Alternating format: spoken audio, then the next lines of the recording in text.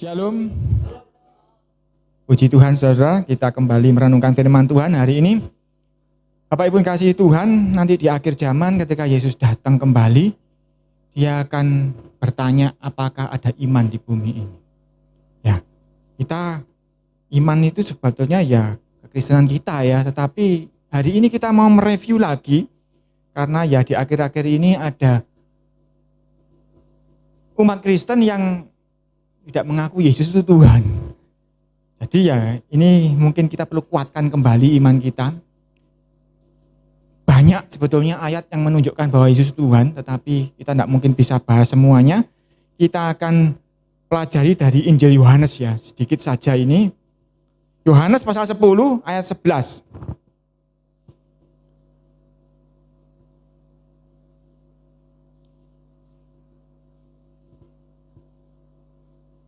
Karena iman ini dasar ya, awal dari segala sesuatu, termasuk ada pengharapan, termasuk ada kasih.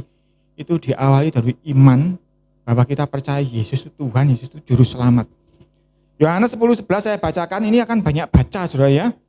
Jadi kita sabar ya, pelan-pelan. Akulah gembala yang baik memberikan nyawanya bagi domba-dombanya. Sedangkan seorang upahan yang bukan gembala dan yang bukan pemilik domba-domba itu sendiri, ketika melihat serigala datang meninggalkan domba-domba itu lalu lari. Sehingga serigala itu menerkam dan mencerai-beraikan domba-domba itu. 13, ia lari karena ia seorang upahan dan tidak memperhatikan domba-domba itu. 14, ini Yesus mengatakan dirinya sendiri ya. Akulah gembala yang baik dan aku mengenal domba-dombaku dan domba-dombaku mengenal aku. Sama seperti Bapa mengenal aku dan aku mengenal Bapa dan aku memberikan nyawaku bagi domba-dombaku. Yesus ini mengatakan bahwa ada gembala-gembala yang tidak baik, yang ketika ada bahaya lari. Karena dikatakan tadi apa? Di ayat 12, karena dia bukan pemilik. Jadi gembala-gembala yang lari ketika dombanya menghadapi masalah itu adalah bukan pemilik, karena itu lari. Tetapi Yesus adalah gembala yang baik, dia pemilik domba-domba itu. Jadi kalau kita ini domba-domba yang digembalakan di gereja ini, pemilik kita siapa? Yesus pemiliknya. Bukan saya ya, Yesus pemiliknya. Karena Yesus apa? Sama seperti Bapa mengenal aku mengenal Bapa. Dan aku memberikan nyawaku bagi domba-domba. Karena dia pemilik, dia menyerahkan nyawanya untuk domba-dombanya. 16. Ada lagi padaku domba-domba lain yang bukan dari kandang ini. Domba-domba itu harus kutuntun juga dan bagi mereka akan mendengarkan suaraku dan mereka akan menjadi satu kawanan dengan satu gembala. Siapa itu domba-domba yang lain? Ya kita ini ya. Kita ini kan sebetulnya bukan umat pilihan. Tapi kita menjadi juga domba-domba yang lain yang dijadikan Tuhan juga miliknya. Ayat 17. Bapa mengasihi aku oleh karena aku memberikan nyawaku untuk menerimanya kembali. Perhatikan di sini. Karena aku memberikan nyawaku. Yesus itu memberikan nyawa. Saya pernah lihat perdebatan di internet mengenai ketuhanan Yesus. Kalau Yesus itu Tuhan, kok bisa dicabut nyawanya? Jawabannya ini, Yesus tidak pernah dicabut nyawanya. Yesus menyerahkan nyawanya. Dia tidak pernah dicabut nyawanya. Kalau kita manusia dicabut nyawanya. Tapi dia menyerahkan nyawanya untuk menerimanya kembali. 18 lebih jelas lagi. Tidak seorang pun mengambilnya daripadaku, melainkan aku memberikannya menurut kehendakku sendiri. Aku berkuasa memberikannya. Dan berkuasa mengambilnya kembali. Inilah tugas yang kuterima dari Bapa. Tidak seorang pun mengambilnya daripadaku. Tidak seorang pun bisa mengambil nyawanya Tuhan Yesus. Nanti kan ini Yesus ngomong, tidak seorang pun bisa mengambil nyawanya, termasuk pasukan yang memakukan dia di kayu salib. Tidak berkuasa mengambil nyawanya. Termasuk tentara yang menusuk lambungnya, tidak berkuasa mengambil nyawanya. Dia ngomong tidak seorang pun mengambilnya daripadaku. melainkan aku memberikannya. Jadi nyawanya itu aku memberikannya menurut kehendakku sendiri. Jadi ketika Yesus mati di kayu salib, dia memberikan nyawanya menurut kehendaknya sendiri. Di sini jelas ya, bukan kehendak Bapa, dia ngomong kehendakku sendiri. Karena di Taman Getsemani, Yesus menyerahkan nyawanya sudah kepada Bapa. Kalau boleh, cawan ini lalu daripadaku, tapi bukan kehendakku, melainkan kehendakmu. Disitulah di Taman Getsemani itulah kehendak Yesus sama dengan kehendak Bapa. Loh, Bapa Yesus beda toh Pak? Nanti lanjut ya, belum. Dan dikatakan aku berkuasa memberikannya dan berkuasa mengambilnya kembali. Nah, ada ayat yang lain bahwa Yesus dibangkitkan oleh Tuhan, oleh Bapa. Betul.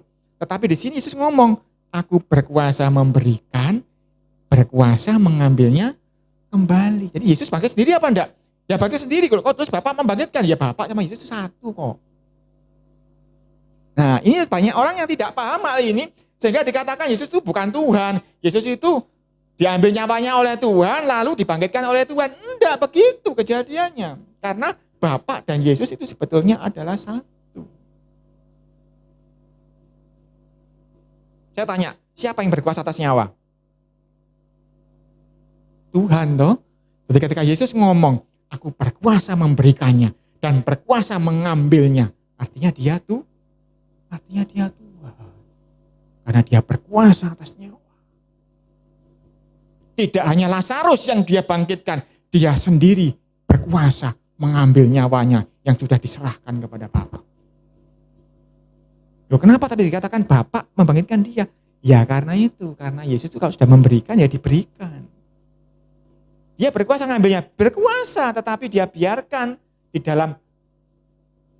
dalam kejadian itu Bapa yang membangkitkan dia. Karena Bapa dan dia sebetulnya juga satu. Ya kok bisa Pak? Bapa di sorga, Yesus di bawah, ada Roh Kudus hinggap, kan terpisah. Kenapa kok jadi satu? Saya mau kasih sebuah ilustrasi ya. Ini bukan menggambarkan Tuhan, tapi ini ilustrasi saja supaya pikiran kita terbuka.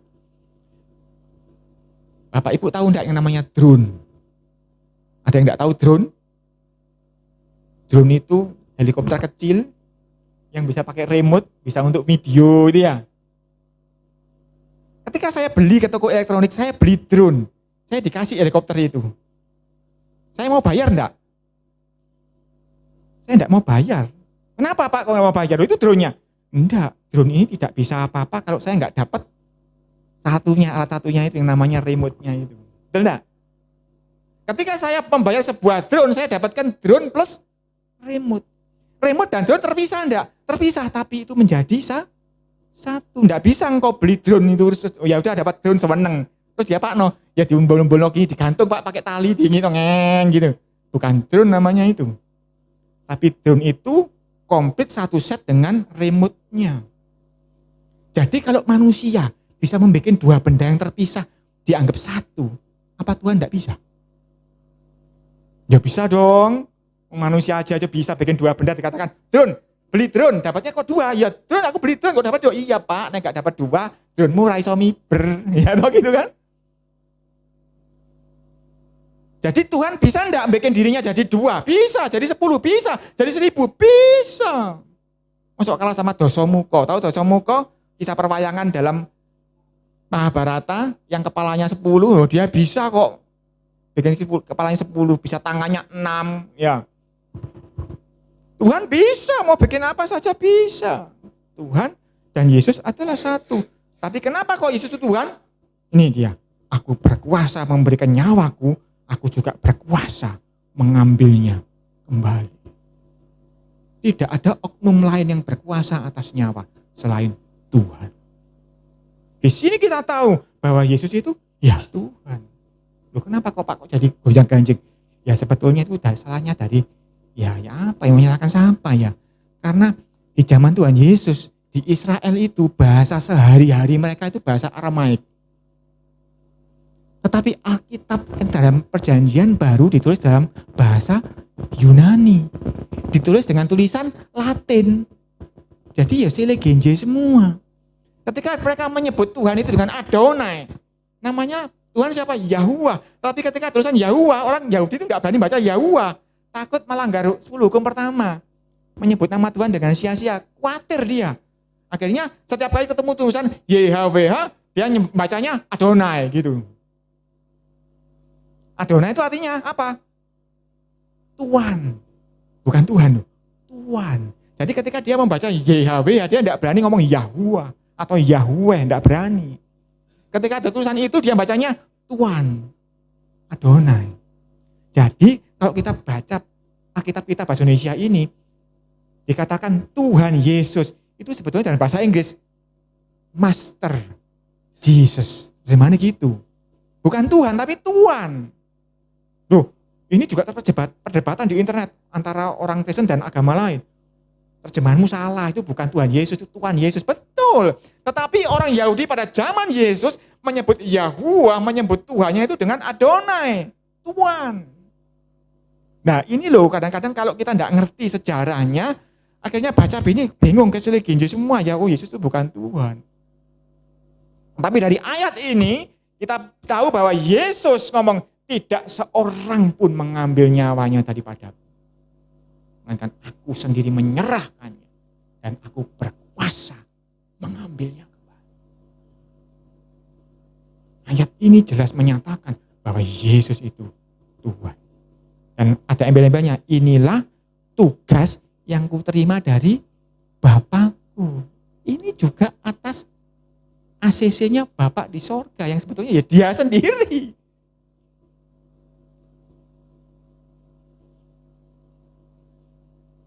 Ayat 19. Maka timbullah pula pertentangan di antara orang-orang Yahudi karena perkataan itu. Banyak di antara mereka berkata, ia kerasukan setan dan gila. Mengapa kamu mendengarkan dia? Karena yang dikatakan Tuhan Yesus dikatakan tidak masuk akal bagi orang Yahudi. Mana bisa manusia itu menyerahkan nyawanya, berkuasa ngambil nyawa itu. Gila ini namanya Yesus ini. Tapi ayat 21, yang lain berkata, itu bukan perkataan orang yang kerasukan setan. Dapatkah setan memelekkan mata orang-orang buta? Ya, silakan.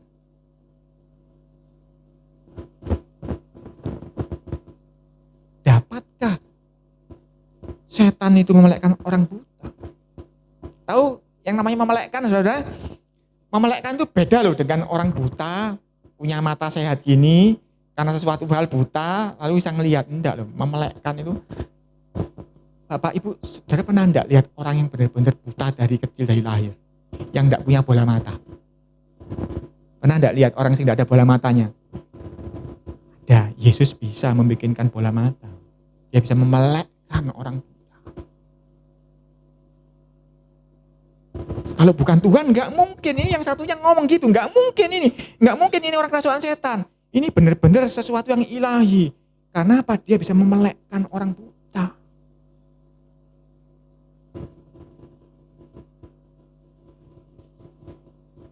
Lanjut ayat 22.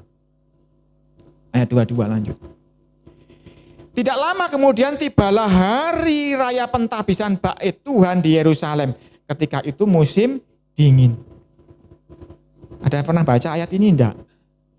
Ada yang pernah bertanya enggak, apa itu hari raya pentabisan Bait Tuhan?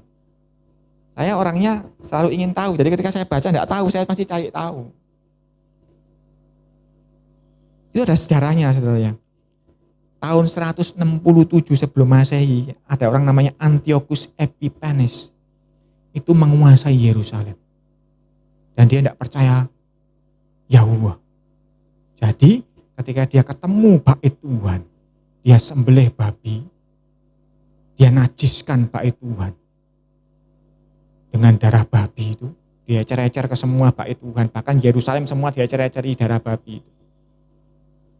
Bahkan tempat bakaran korban itu dibuat membakar babi itu di situ.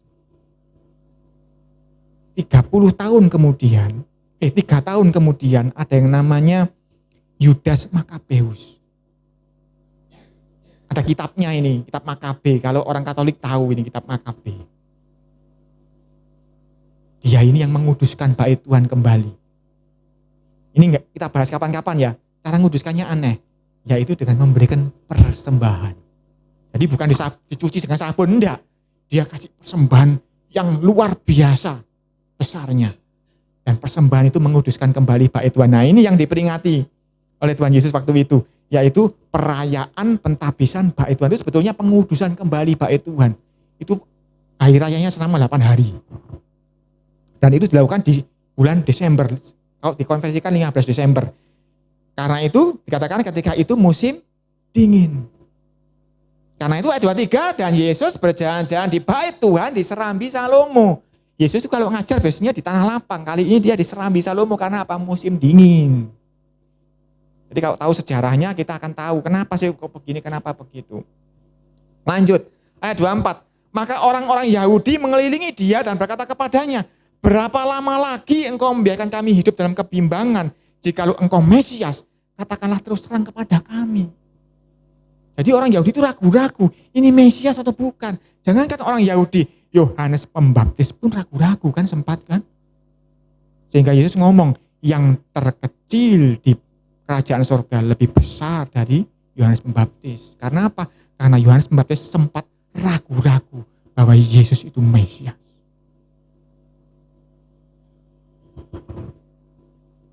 Lanjut. Yesus menjawab mereka, ayat 25.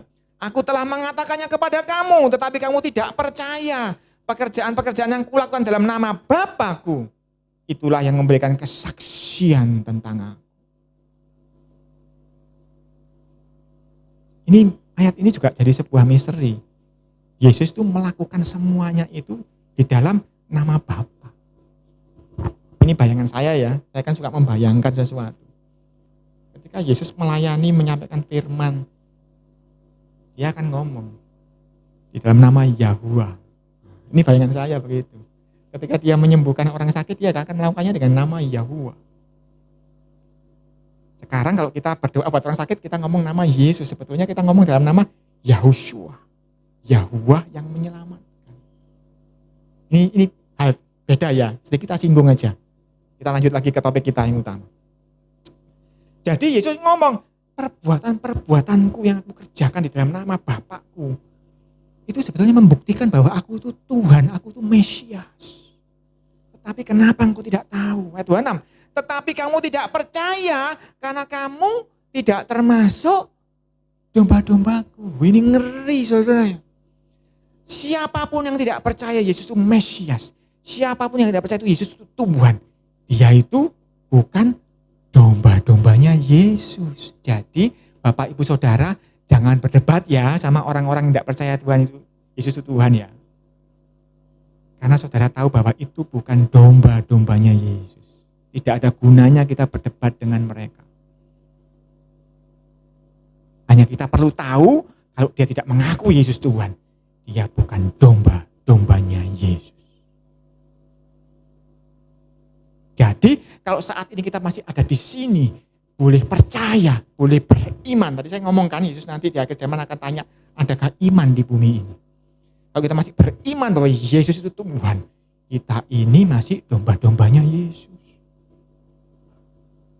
Kapan sih Yesus ngomong dia itu Mesias? Tidak pernah, jarang sekali. Masih ingat ada orang yang buta sejak lahirnya? Itu malah yang ngomong. Itu dia disembuhkan, Tuhan Yesus bikin dari tanah, diludahi, taruh di matanya dia, melek dia. Orang Yahudi cari masalah, nggak mungkin buta dari lahir bisa melek. Cari orang tuanya takut kan sama orang Yahudi karena itu dilakukan pada hari Sabat. Jadi dia ngomong, anakku buta, sekarang sudah melek, tapi tanya ODW ya soal itu kepada dia, jangan tanya kepada aku. Kita lompat langsung Yohanes 9:22. Yang tadi kita tandai dulu Yohanes 9:22. Yohanes 9 ayat 22. Saya bacakan ya, mempersingkat waktu. Orang tuanya berkata demikian karena mereka takut kepada orang-orang Yahudi. Sebab orang-orang Yahudi itu telah sepakat bahwa setiap orang yang mengaku dia, Yesus, sebagai Mesias akan dikucilkan. Di waktu itu setiap orang yang mengaku Yesus itu Mesias dikucilkan oleh orang Yahudi. Karena itu orang tuanya takut. 23, itulah sebabnya maka orang tuanya berkata, ia telah dewasa, tanyakanlah kepadanya sendiri. Ayat 24, lalu mereka memanggil sekali lagi orang yang tadinya buta itu dan berkata kepadanya, katakanlah kebenaran di hadapan Tuhan. Kami tahu bahwa orang itu orang berdosa. Jawabnya, apakah orang itu orang berdosa atau tidak tahu? Tetapi satu hal aku tahu, yaitu bahwa aku tadinya buta dan sekarang dapat melihat. Jadi orang Yahudi ini ngomong, ayo ngaku loh ya, ngaku di hadapan Tuhan ya. Karena Yesus itu orang berdosa. Ini orang Yahudi ngomong gitu. Tapi orang buta ini ngomong, aku nggak peduli dia orang berdosa atau tidak. Tetapi yang aku tahu, aku tadinya buta. Sekarang aku melihat. Saya pernah ngomong sama anak saya ini. Seorang hamba Tuhan sekalipun sehebat apapun, kalau dia tidak mengalami hidup bersama Tuhan Yesus, suatu saat dia akan menyangkali Yesus itu Tuhan. Saya ngomong kepada anak saya, kalau papa nggak mungkin nak, aku ini bolak-balik mati. Tapi aku ngomong, Yesus, aku urip. Ya Bu Zikani setuju ya? Karena apa? Karena hidupku ini berjalan sama Tuhan Yesus. Orang lain mau ngomong apa enggak peduli. Aku bolak-balik aku mati. Tapi ketika aku ngomong Yesus, aku hidup. Terserah kamu ngomong apa, bagiku Yesus adalah Tuhan. Karena apa? Dia berkuasa atas yang namanya nyawa. Ya tadi ngomong kan? Di ayat yang atas tadi kan? Di ayat yang 18 kan? Aku berkuasa menyerahkan nyawaku, aku berkuasa mengambilnya kembali. Karena dia Tuhan. Begitu pula orang buta ini ngomong, gak peduli kamu ngomong Yesus itu apa, gak peduli. Yang penting aku dulu buta, sekarang aku melihat.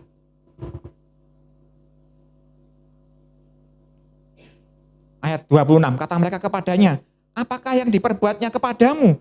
Bagaimana ia memelekkan matamu? 27 jawabnya, telah kukatakan kepadamu dan kamu tidak mendengarkannya. Mengapa kamu tidak mendengarkannya lagi? Barangkali kamu menjadi muridnya juga. Disindir sama orang buta yang sudah melihat ini. Ayat 28, sambil mengejek mereka berkata kepadanya, engkau murid orang itu, tetapi kami murid-murid Musa. Ini orang Yahudi mengejek orang buta itu yang sudah melihat itu. Kamu muridnya Yesus kan?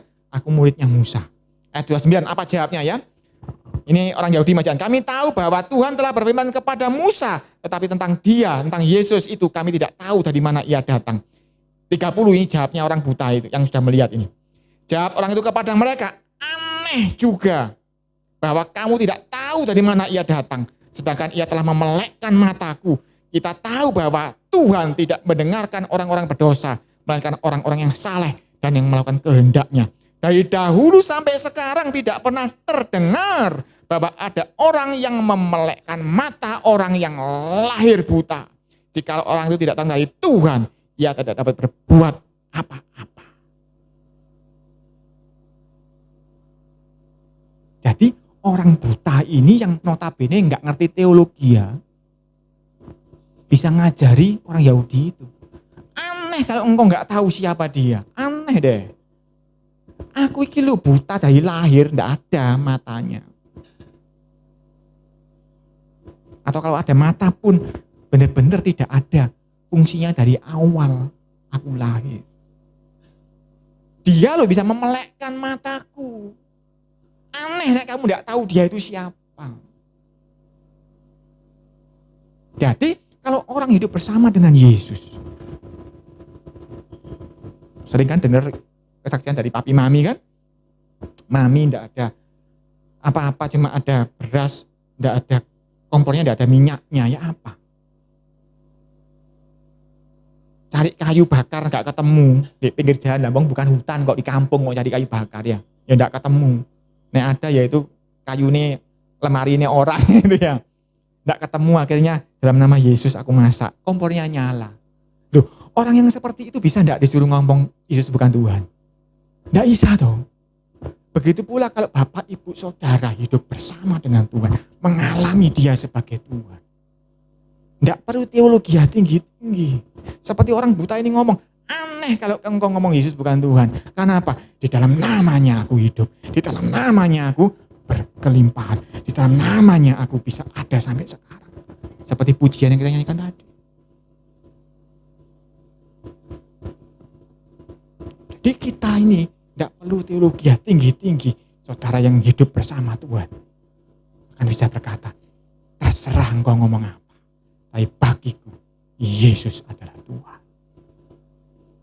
Kembali lagi ke tadi, kembali ke Yohanes 10 ya. Yohanes 10 ayat 27. Masih banyak yang harus kita baca. Tak ulangi ayat 26 ya tadi ya. Tetapi kamu tidak percaya karena kamu tidak termasuk dombaku. Ketika ada orang tidak percaya bahwa Yesus itu Tuhan. Tugas kita itu sebagai jalur keselamatan, agen-agen keselamatan, pengabar Injil hanya menceritakan Yesus itu Tuhan dan Juru Selamat. Tugasnya hanya menceritakan. Ketika orang itu percaya, puji Tuhan, dia dombanya Yesus. Ketika dia tidak percaya, jangan ngeyel. Artinya dia bukan domba-dombanya Tuhan Yesus. Ayat 27, domba-dombaku mendengar suaraku dan aku mengenal mereka dan mereka mengikut aku. Kalau ada orang sudah diceritakan soal Tuhan Yesus tapi tidak mau ikut Tuhan Yesus, artinya dia bukan dombanya Yesus. Ayat 28, dan aku memberikan hidup yang kekal kepada mereka, kepada domba-dombanya, kepada yang mengikut Yesus. Memang Tuhan Yesus diutus Tuhan Bapa ke dunia ini untuk menyelamatkan manusia. Tetapi ternyata ada yang benar-benar dombanya, ada yang tidak. Dan nyawanya itu diserahkan untuk domba-dombanya. Dan aku memberikan hidup yang kekal kepada mereka dan mereka pasti tidak akan binasa sampai selama-lamanya. Dan seorang pun tidak akan merebut mereka dari Bapak, kok itu ada sudah percaya Yesus Tuhan, akhirnya kok tidak percaya? Artinya dia bisa direbut. Artinya dia bukan dombanya Tuhan Yesus. Ada toh yang sudah pernah percaya Yesus Tuhan tapi kemudian tidak percaya, meninggalkan imannya kepada Yesus. Ya artinya dia bukan dombanya Yesus, itu aja.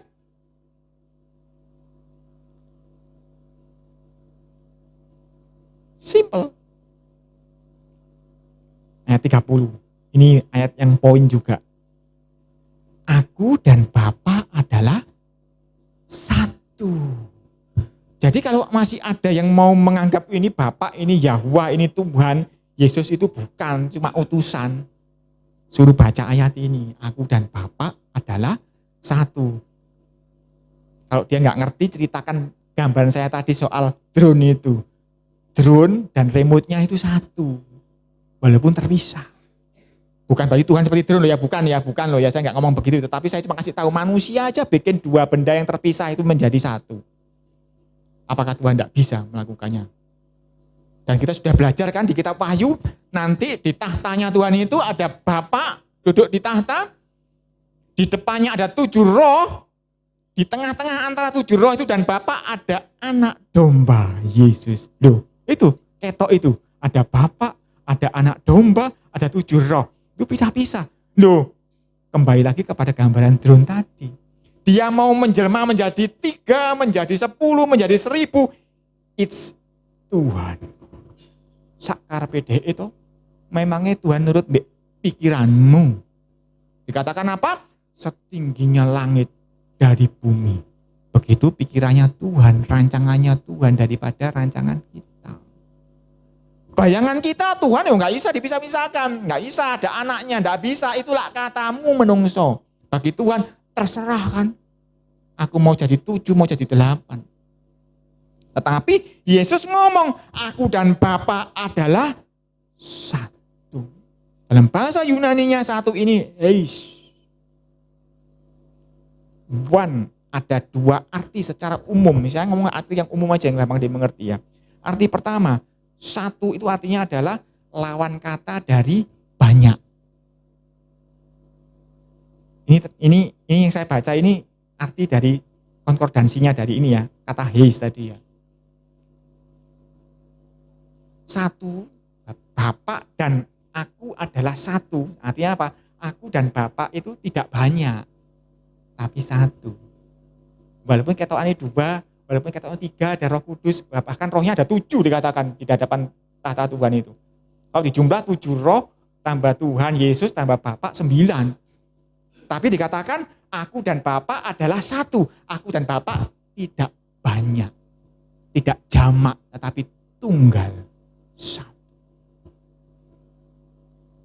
Oh iso? Ya Tuhan yang iso ae. Arti kedua, heis atau satu itu adalah lawan kata dari terpecah-pecah. In opposed to a division into parts. Nah, makanya saya tadi ngomong, kalau drone itu tidak mewakili Tuhan, karena drone dan remote-nya benar-benar terpisah spare part-nya. Tapi Yesus ngomong, aku dan Bapa tidak terpecah-pecah. Aku dan Bapa heis. Heis itu in oppose, lawan kata to a division into parts. Lawan kata dari terpecah-pecah menjadi banyak bagian. Jadi aku dan Bapa itu bukan terpecah, tetapi benar-benar satu. Karena di bagian yang lain dia ngomong, aku di dalam Bapa, Bapa di dalam aku. Beda kalau drone kan, drone di dalam remote dalam drone. Enggak kan, makanya tadi ngomong, saya enggak ngomong gambarkan Tuhan loh ya, saya cuma kasih tahu manusia bisa bikin 2 hal berbeda itu satu. Apalagi Tuhan, sanggup dong. Maju ke ayat 31. Sekali lagi orang-orang Yahudi mengambil batu untuk melempari Yesus. Gara-gara Yesus ngomong, aku dan Bapak satu. Ambil batu, lempari Yesus. Jadi kalau saudara nanti ngeyel Yesus itu Tuhan, saudara bisa dilempari batu, bisa. Nanti di akhir zaman. Akhir zaman ketika antikris berkuasa. Itu akan terjadi. Siapa yang mengakui Yesus Tuhan akan dilakukan seperti ini. Ayat 32. Kata Yesus kepada mereka, banyak pekerjaan baik yang berasal dari Bapakku yang kuperlihatkan kepadamu. Pekerjaan manakah di antara yang menyebabkan kamu mau melempari aku? Ini sama seperti omongannya orang buta yang melihat tadi toh. Dia loh melakukan pekerjaan baik, aku buta melihat. Kok kamu ngomong dia berdosa? Yesus ngomong, aku melakukan banyak pekerjaan baik.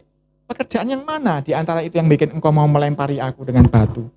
Lalu ayat 33, jawab orang-orang Yahudi itu, bukan karena suatu pekerjaan baik maka kami mau melempari engkau, melainkan karena engkau menghujat Tuhan dan karena engkau sekalipun hanya seorang manusia saja menyamakan dirimu dengan Tuhan. Ini toh.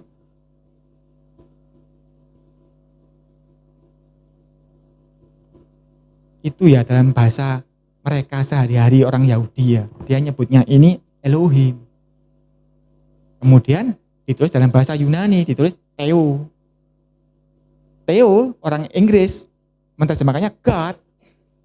God itu artinya sebetulnya Tuhan. Tetapi terjemahan kita Allah. Ya, itu tambah bingung kan tambahan kan. Karena nggak konsisten emang terjemahan. Menurut saya loh ya, tidak konsisten terjemahan Alkitab bahasa Indonesia itu. Tetapi itu tidak menghalangi. Karena apa? Karena kita bisa mengenali Yesus Tuhan itu dari apa? Dari perbuatannya. Ketika saya ngomong saya masih hidup berdiri di sini itu karena Yesus itu Tuhan. Kalau enggak aku mati bolak-balik bisa.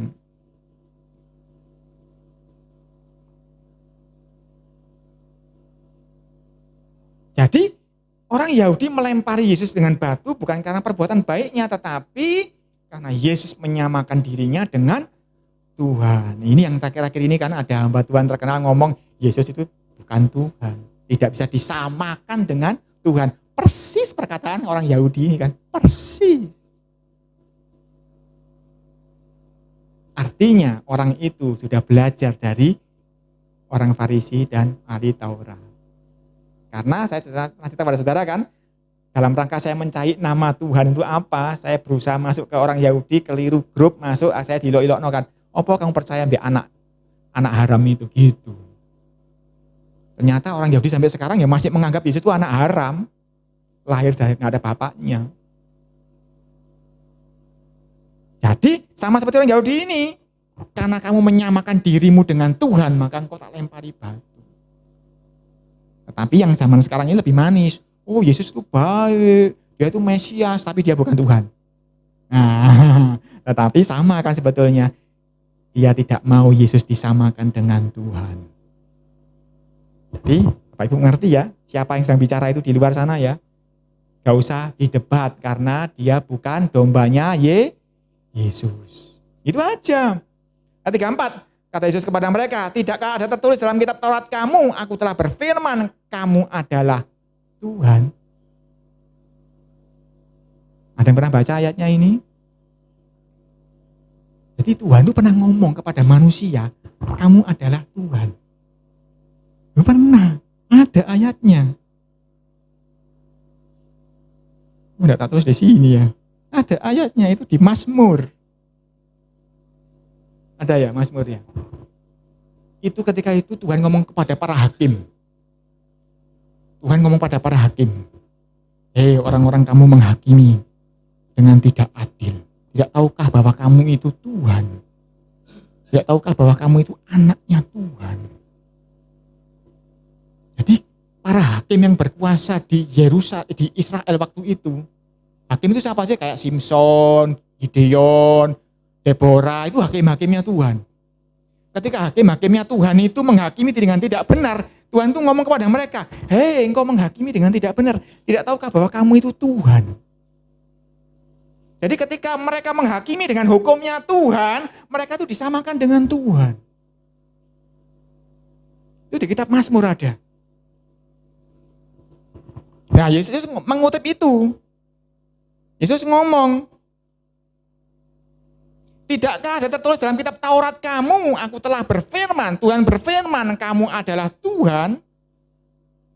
Ayat 35, jikalau mereka kepada siapa firman itu disampaikan disebut Tuhan, sebab kitab suci tidak dapat dibatalkan, masihkah kamu berkata kepada dia yang dikuduskan oleh Bapa yang telah diutusnya ke dalam dunia, engkau menghujat Tuhan, karena aku telah berkata, aku anak Tuhan. Jadi kalau Tuhan sendiri ngomong kepada para hakim di Israel itu bahwa kamu Tuhan, masa Mesias itu bukan Tuhan? Ya toh? Aneh kan? Lo manusia biasa aja lo yang bisa mati. Simson, Gideon, Deborah dan sebagainya. Itu lo dikatakan sama Bapak itu, engkau itu Tuhan karena engkau menghakimi dengan hukumnya Tuhan, dengan kuasanya Tuhan, dengan otoritasnya Tuhan, maka engkau waktu itu menjadi Tuhan atas mereka. Loh masa Yesus yang Mesias, benar-benar Mesias itu ngomong Tuhan salah?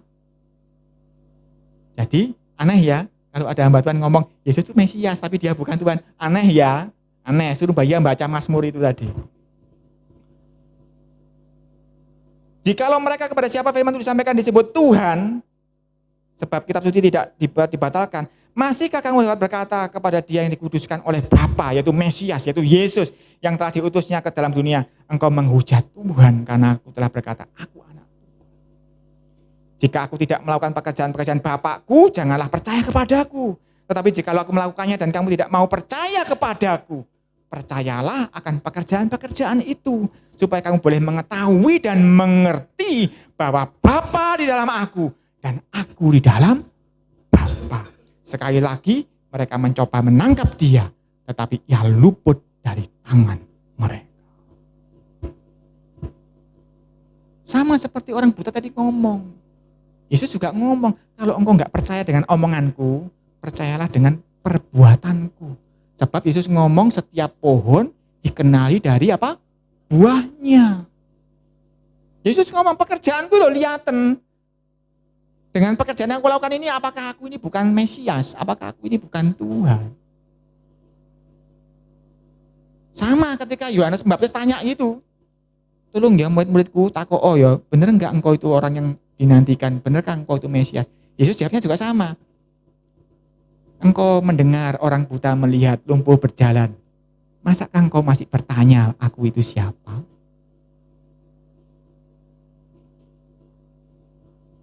Jadi dari sini kita tahu bahwa Yesus itu Tuhan. Karena dia di dalam Bapa dan Bapa di dalam aku. Dan ajaibnya Tuhan Yesus itu ya, baik sekali. Karena di ayat yang lain dia ngomong, aku juga rindu supaya Anda semua murid-muridku tinggal di dalam aku.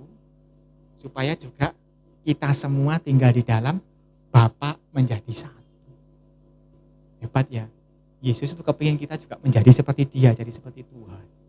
Karena memang manusia diciptakan segambar dan serupa dengan Tuhan sebetulnya. Lain kalau Bapak Presiden, Bapak Raja, enggak, sorry, aku raja, kamu rakyat. Tuhan Yesus enggak. Aku ingin engkau juga di dalam aku, supaya aku yang di dalam Bapa juga sama. Karena memang di dalam diri kita, itu ada sebuah porsi kecil Tuhan di dalam kita. Ketika Adam diciptakan, dia dibuat segambar dengan dia.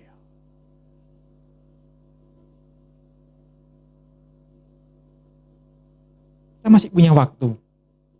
Kita ada tambahan, kita lihat pengakuan Petrus yang sudah terkenal itu ya. Matius 16.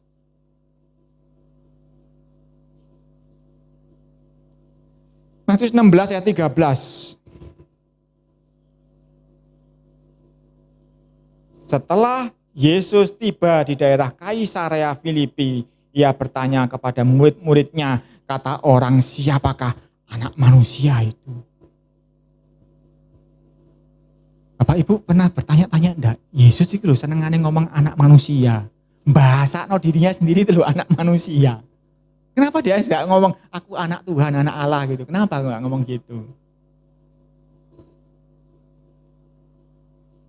Sedikit ya, ngelompat sedikit ya, supaya enggak penasaran ya. Kenapa sih Yesus kok ngomongnya anak manusia?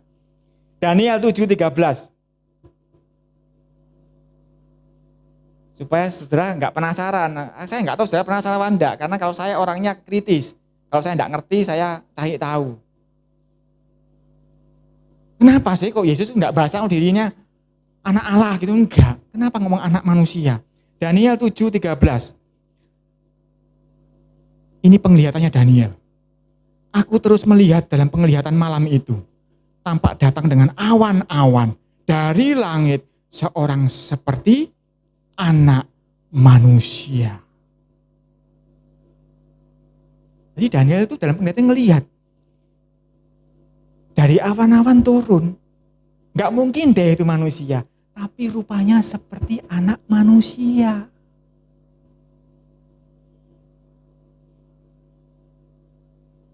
Jadi Daniel itu sempat melihat Tuhan Yesus di dalam penglihatannya. Karena itu Yesus itu sedang bahasa, aku ini yang dilihat sama Daniel dulu itu loh. Makanya aku selalu menyebut diriku anak manusia. Supaya kalau engkau baca tulisannya Daniel, engkau akan ngeh bahwa aku yang dimaksud Daniel itu. Nah, orang Yahudi kan harusnya ngeh, karena dia pasti hafal kitab Daniel. Tapi kok ya enggak tahu, enggak ngeh. Karena apa? Karena dia bukan domba-dombanya Yesus. Karena itu semua pengetahuan itu disembunyikan dari orang-orang bijak. Tetapi orang-orang yang sederhana seperti kita boleh mengerti. Jadi Yesus membahasakan dirinya itu seperti yang dilihat oleh Daniel. Aku melihat dari awan turun dari langit seorang seperti anak manusia. Datanglah ia kepada yang lanjut usianya itu. Nah, Daniel sudah ngelihat dua perwujudan. Yesus, Mesias dengan Bapa. Yang sebetulnya dua-duanya itu adalah satu, yaitu Yahweh.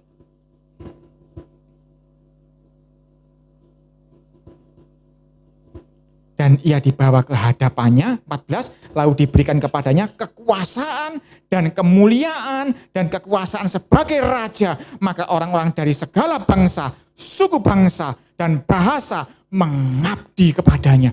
Kekuasaannya ialah kekuasaan yang kekal, yang tidak akan lenyap, dan kerajaannya ya kerajaan yang tidak akan musnah. Siapa lagi kalau bukan Yesus? Makanya dia selalu menyebut dirinya anak manusia. Paham ya? Nggak usah penasaran ya, kenapa kok Yesus kok gak ngaku anak Allah loh, nek gitu nek dia anak Allah. Enggak, dia mau nunjukkan aku itu yang dilihat Daniel waktu itu.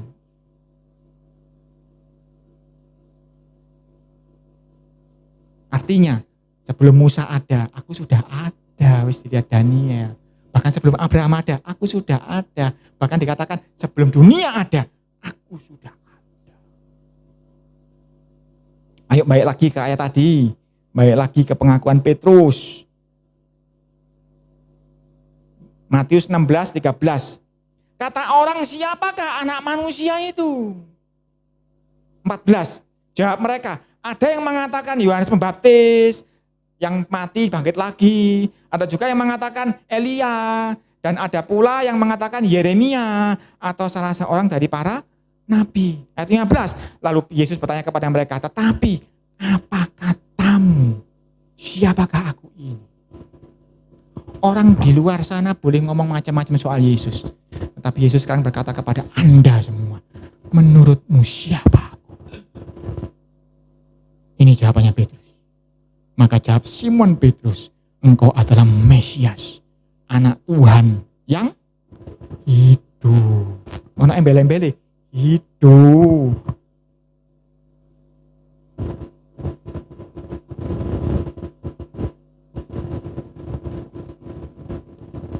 Kata Yesus kepadanya, berbahagialah engkau Simon bin Yunus, sebab bukan manusia yang menyatakan itu kepadamu, melainkan Bapakku yang di surga. Kalau Anda sekalian boleh percaya Yesus Tuhan saat ini, dikatakan berbahagialah. Karena Anda terhitung sebagai domba-dombanya. Karena itu di akhir zaman nanti, Yesus memisahkan kambing dan domba, dia ngomong kepada dombanya, hai kamu yang, ingat? Yang apa? Berbahagia. Baca itu, Yesus di akhir zaman. Ketika dia memisahkan domba dan kambing, dia ngomong kepada domba, hai kamu yang berbahagia. Karena berbahagialah engkau Simon bin Yunus, sebab bukan manusia yang menyatakan itu kepadamu. Ketika engkau percaya Yesus itu Tuhan, bukan manusia yang menyatakannya. Tapi Bapa sendiri yang menyatakan di dalam pikiranmu, di dalam hatimu, supaya engkau boleh mengaku Yesus Tuhan, supaya engkau boleh memanggil Yahuwah itu, ya Abba, ya Bapa.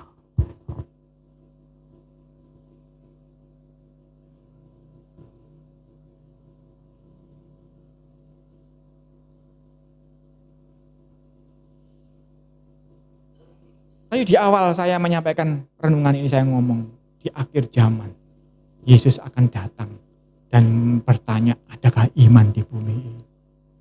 Adakah yang mengenali dia yang nanti turun dari awan-awan? Sebagai Mesias, sebagai Yesus Tuhan, sebagai Yeshua. Kita baca Matius 24. Kita enggak baca versinya Wahyu, kita membaca perkataan Yesus sendiri, Matius 24 mengenai akhir zaman, Matius 24:29. Matius 24:29. Segera sesudah siksaan pada masa itu, matahari akan menjadi gelap dan bulan tidak bercahaya dan bintang-bintang akan berjatuhan dari langit dan kuasa-kuasa langit akan goncang. 30. Pada waktu itu akan tampak tanda anak manusia di langit dan semua bangsa di bumi akan meratap dan mereka akan melihat anak manusia itu datang di atas awan-awan di langit dengan segala kuasa, dengan segala kekuasaan dan kemuliaannya. Ini yang dilihat oleh Daniel. Daniel sudah melihat akhir zaman nanti seperti apa, yaitu ada seseorang yang menyerupai anak manusia turun dari langit-langit, dari awan-awan.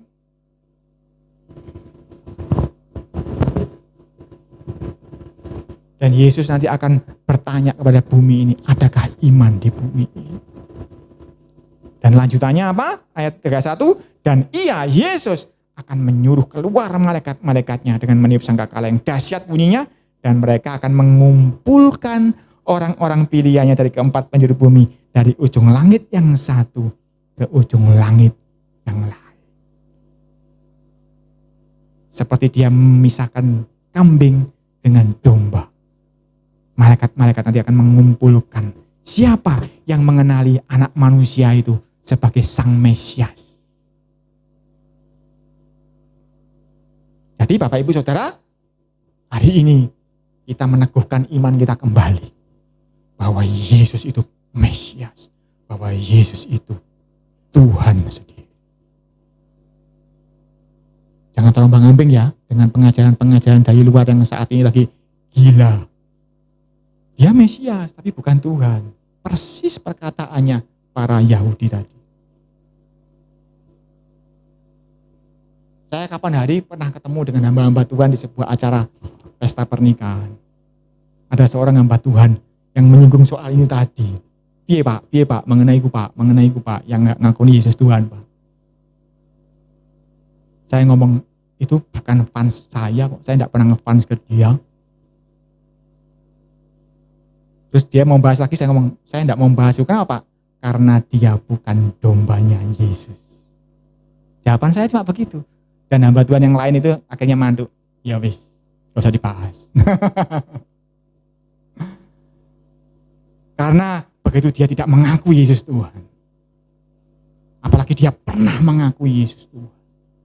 Artinya dia bukan dombanya Yesus. Mari kita tunduk dalam doa. Bapa di dalam sorga, Tuhan yang begitu baik. Banyak hal rahasia-rahasia pribadimu Tuhan. Itu tersembunyi di hadapan orang-orang berhikmat. Tetapi Engkau nyatakan kepada orang-orang sederhana seperti kami Tuhan.